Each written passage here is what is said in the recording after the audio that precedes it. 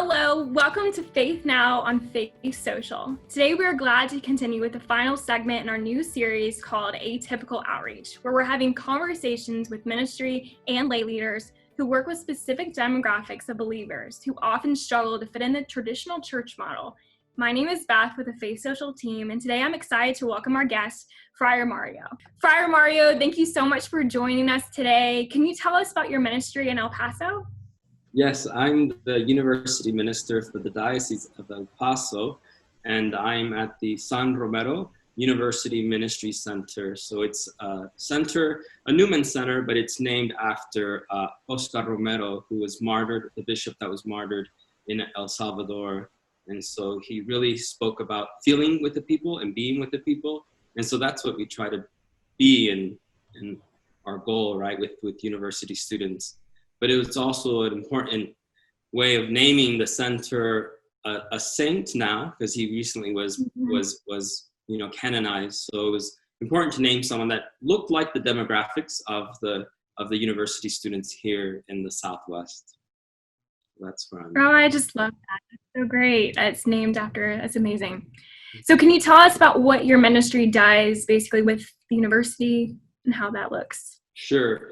So I have worked in this is my third model of university ministry with university students. So previously to this, as a friar, we get reassigned. I was at a Catholic university. That's where I began my experience with university students. Was a university student myself, and then eventually became the director of university ministry, and then was an adjunct faculty at the theology department. And so in a Catholic campus ministry at a Catholic university, you're almost like, I like to say it's almost like playing football, right? You're a team player. And now I'm at a center where at a public university and public college. And so we're now like referees. I would say that we're not necessarily stakeholders anymore, but we're able to make an appearance on campus and not necessarily be present at everything or have a say in everything. And so that's one way that I look at it as almost like a referee in letting students know that we're here to accompany them, right? And so the center is about a block away from the University of El Paso, University of Texas of El Paso. And so that's where we're located. And the ministry is one that I would say is one of accompaniment of really having and being a place where university students can grow in their faith as they're growing academically and intellectually. That this is where I always say that any question, right, any issue can be discussed. We can share, we can journey together and really come to see why the church says what it says, but then also realize the importance of pastoral engagement, right? And a response that is very much in tune with the reality of an individual, the reality of a university student. That's so great. So basically y'all just come alongside them in their journey, not only academically, but in life.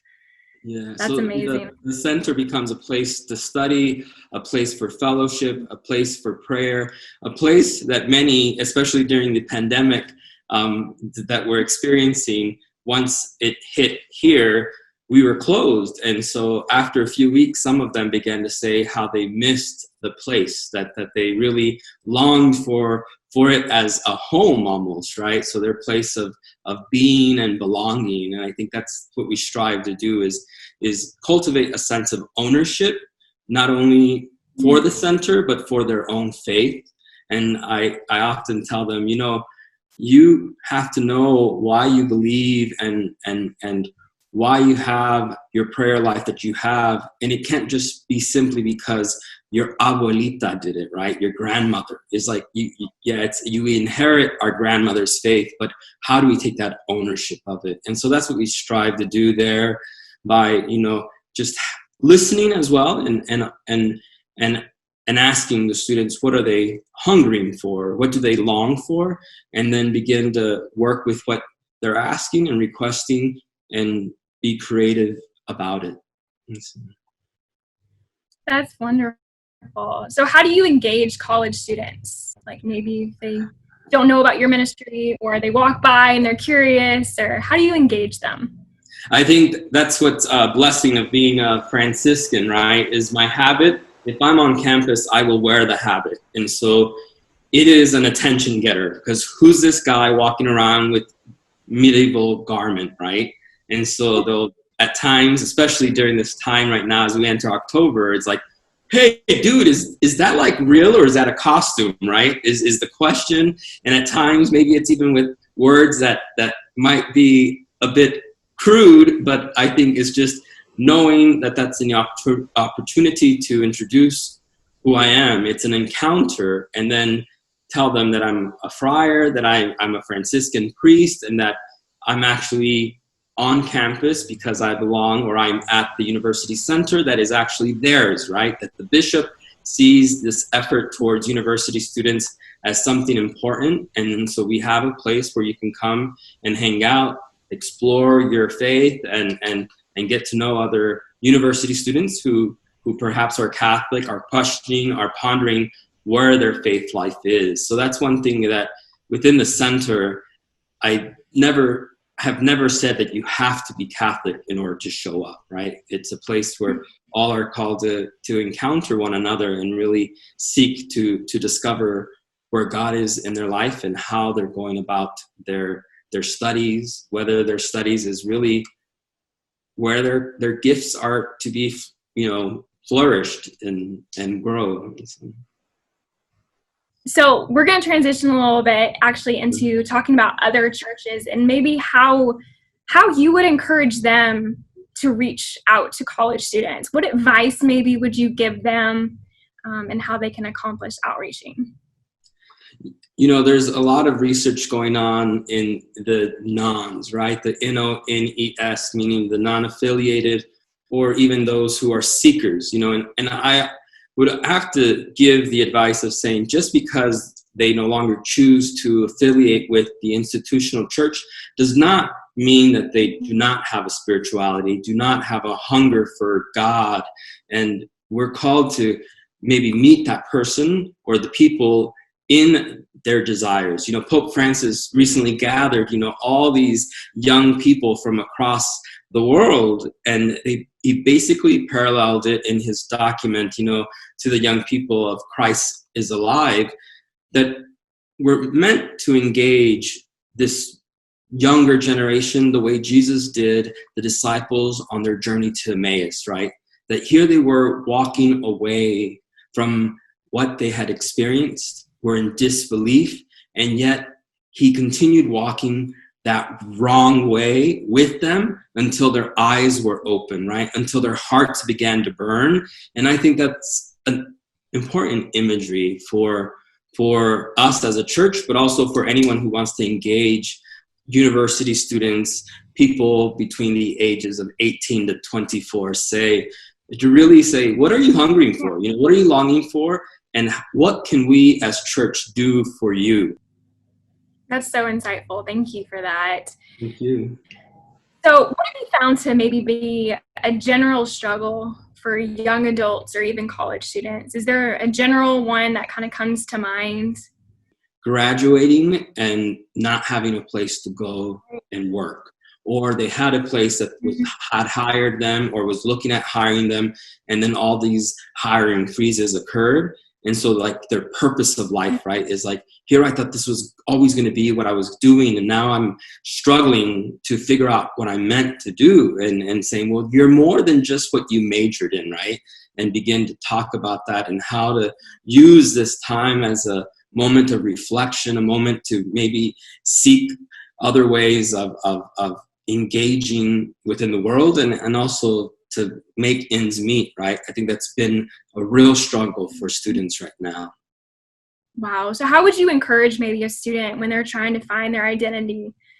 Like if someone came to you and their struggle was maybe finding their identity in their major, what would be maybe an encouraging thing you would say to them? I would say that there are many identities, labels that we can put on ourselves, but one that is for sure ours, and we must kind of, I would say, dive into it is that you are a child of God, right? Is regardless of what labels, what identity you seek, is like you are a child of God. And from that love that God has for you, to be able to then say, how do I take delight? How do I take delight then in this love that God has for me, in order to then be, the immigration lawyer that I'm seeking to be, the counselor that I studied to be, is to say is if you are that child of God, recognize that child of God in that other person that we're encountering, right? And to be able to gift them with our presence. That's wonderful. So you also mentioned some transitions y'all have had to make due to the pandemic. Can you talk a little bit about what all y'all did to help students through the pandemic? Well, I would say that probably not enough, right? But the thing is really began to meet online. And we already had discussions through group me, and through group chat, right? And clusters of text, but then to begin to present and offer what's available. That's one thing, is that right now within the church, there are many venues that are being creative in how to address and show up virtually to our students. So I don't necessarily say like, oh, I need to reinvent the wheel, right? Like, oh, so-and-so did this and did that, but then be able to connect it and put it all into a resource. So the one thing that we first did was basically recreate a website for the center and begin to post everything on there for videos or anything in regards to maybe spirituality, but also assistance, right? And so even a student that recently graduated, she sent me an email about resources, because I told her after this one student, I said, hey, you're a resource engager. Engagement is what her field is. I said, what does that mean? And how can you help me provide resources to our students? And so she sent me an email with all of these opportunities, not that I have to reinvent and create, aisles of food at the center, but to be able to then look at ways of making sure that this information is given to students who are going through a difficult moment and need assistance physically, or who do need a retreat and not necessarily I don't need to be the retreat director, but that there is a retreat being offered by the Sisters of Life or by some other Franciscans online, and begin to present those opportunities. And so that's one thing that really I've been kind of a search for resources in regards to spirituality and our faith, but also then to the physical needs of our students. And then really engaging in keeping up with a website that's becoming a webmaster, which I never studied or sought out to do, but that's the reality of where we're at right now. How do you balance ministry to college students and maybe the adult worshipers that come to the parish? Yeah, and I think that's one thing that really is, even within, I would say, but within the pandemic, I'm really clear of saying right now, because of the limit of availability of seats, right? I'm like, university students are welcome to attend liturgy, right? And so I purposely say university students, because that's who I'm called to minister to. And then if there is space, if there is anything, that's one thing that I've told those who do, and many of them, I see them as advisors, as mentors, as advocates, right? Because it's important to see another generation present also, is to say that you're more than welcome to come if you are. Our chapel has French windows. It used to be a garage. So then you can imagine it was a car garage. So it's French windows where they can open up to a side area. And so I tell, adults, I guess you'd say, is these mentors, that you're more than welcome to come, but like the seats up front inside are for the university students first. And then if say there's room, then come on in, right? But I think just being kind of upfront and also pastoral, but reality of saying that I'm here as a university student, I'm a university minister, I'm ministering to the students. Yeah, it's really good. Speaking of kind of having to figure out, time-wise what you can do, would you give any advice to people maybe who are dealing with burnout in ministry? Because I know a lot of different people are having to utilize different resources and they're facing burnout. Would you encourage them in some way? Yeah, I would say first, listen to your body, right? I think we have to listen to our bodies and to say, and to cultivate the sense of not like a day off where I totally unplug, but to say that for me, Fridays are what I say my day off, which is unstructured, right? Is that, yes, I have, and I think that's what's a gift too, is that I live in community with other friars. So we have what we've committed to ourselves to, and saying yes to morning prayer, evening prayer, common meal together, and then our gatherings whenever we've made those gatherings, what we call chapter, once a month, or other times that we've agreed to celebrate together. That's what calls me back into community, but also to prayer within the communal context. And I would say that for me is that's what helps me personally. But then so create, for someone who is struggling with burnout or a sense of they're cultivating their own prayer, is seek others who maybe can pray with you, walk along with you, and have the sense of prayer time. Have a moment of unstructuredness, I would say. A day of, like, how I was saying, my day off is a moment where I used to go and enjoy a movie. Now it might be, read a book, and keep up with my book, or whatever it is. And that's where I would say is that's what's really doing that. Saying something, having fun, doing some hobby, some activity, even if it's, biking or walking or going out to a park. And I think that's one thing, is that really a sense of listening to our soul, listening to our body, and saying, what is it that it's asking of me right now, right? And I would say, and also not to compare, right? And that's what I would say is that and this is where I guess I do the shame plug, that recently I was interviewed for a book that's been put together by the USCCB on Catholic campus ministry, 15 profiles in achievement. And that book just recently came out last week. And so it was something that's been put together, and it's looking at 15 campus ministries across the nation, and looking at each of them.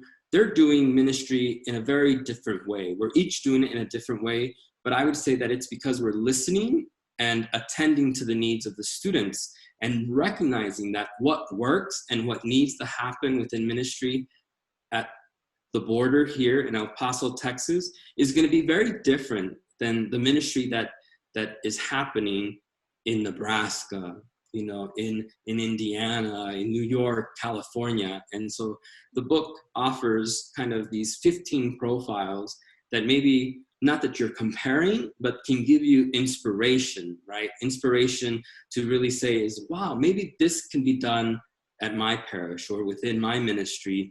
And then beginning to set kind of those goals towards it, but then recognize that things happen, right? Pandemics can occur now. We realize that. And we can't then begin to just get so worked up that we're not where we wish we could be. And I think that's one thing that I have to tell myself is, like, there in my mind is, like, this is where I would like us as a community with the students who are leaders to be at. But right now it's like we have to kind of tone back and begin to look and walk again gently forward into what might be what we were doing before, or it might look a little different then, after this experience. I heard something the other day that basically talked about how ministry is having to pivot more now than it ever has, in at least for the last couple of 100 years. And I think there's something really true in that. And so that book is such a great resource. We're going to make sure we have the link for that for everyone watching. If you're interested, you can get that book.